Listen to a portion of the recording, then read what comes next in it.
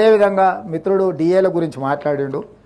ప్రతి నెల మొదటి తారీఖు నాడు జీతాలు ఇవ్వడానికే తలప్రాణం తోకొకొస్తుంది.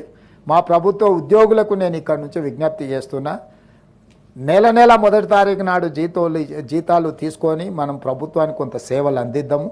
కొంత సమయం పడుతుంది. ఈరోజు ఏమాత్రం ఏం చేసుకున్నా ఈ వ్యవస్థ కూడా దెబ్బతింటుంది.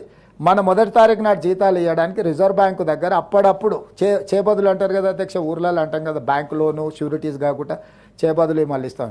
4,000 కోట్ల రూపాయలు చేబదులు చేసి ఫస్ట్ నాడు జీతాలు ఇచ్చిన అధ్యక్ష. రిజర్వ్ బ్యాంకును ఇంకో 4-5 రోజులలో నీకు సర్దుతా నాకు వచ్చేదాన్ని బట్టి చేబదులు ఇవ్వని రిజర్వ్ బ్యాంకులో 4,000 కోట్ల రూపాయలు తీసుకొని ప్రభుత్వ ఉద్యోగులకు మొదటి తారీఖు నాడు జీతాలు ఇచ్చిన అధ్యక్ష. అందుకే దయచేసి మా ప్రభుత్వ ఉద్యోగులకి ఈ ప్రభుత్వం మీది, అన్ని లెక్కలు మీ ముందరనే పెడతా. ఏది ఎట్లా పంచుదామో చెప్పండి, ఏది ఆపుదాం ఏది పంచుదాం. మీ లెజిటిమేట్ రైటు డిఏలు కావచ్చు, కరువు భత్యం కావచ్చు, ఇవన్నీ మీ లెజిటిమేట్ రైటే.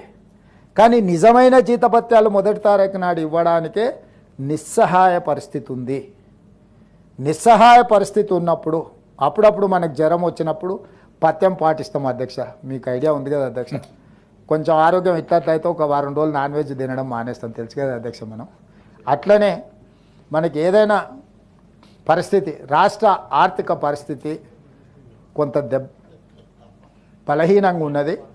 మా ప్రభుత్వ ఉద్యోగస్తులందరినీ నేను విజ్ఞప్తి చేస్తున్నా, అదనంగా ఏం కోరికలు కోరకండి. అప్పుడప్పుడు మా వాళ్ళే కాబట్టి, కుటుంబ సభ్యులు కాబట్టి బెదిరిస్తారు, ధర్నా కోతాం, దీక్ష కోతాం, లేకపోతే బంధు పాటిస్తాం, లేకపోతే పెన్ను డౌన్ అంటారు, లేకపోతే అది డౌన్ అంటారు. ఏది డౌన్ అన్నా మొత్తం ప్రభుత్వం డౌన్ అయిపోతుంది. వాస్తవంగా అమ్ముదామన్నా మా దగ్గర ఏం లేదు, మా దగ్గర మా సొంతంది ఏదైనా ఉంది అమ్మి పెట్టినా సరిపోదు. మనందరం జపాన్లో ఒక పద్ధతి ఉంది, నిరసన తెలపాలనుకుంటే ఒక 2 గంటలు ఎక్కువ పని చేస్తారంట అక్కడ ఉత్పత్తి.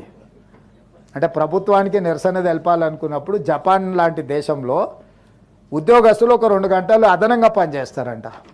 అట్లాంటిది ఏదన్నా నూతన విధానాన్ని మా ప్రభుత్వ ఉద్యోగస్తులు తీసుకొని రోజుకొక 2-3 గంటలు అదనంగా పనిచేసి మా ప్రభుత్వానికి నిరసన తెలిపి ఆదాయాన్ని పెంచితే, పెరిగిన ఆదాయాన్ని తిరిగి మీకు అందరికీ పంచుతాం. ఆదాయాన్ని పెంచడం, పేదలకు పంచడమే ఈ ప్రభుత్వ విధానం.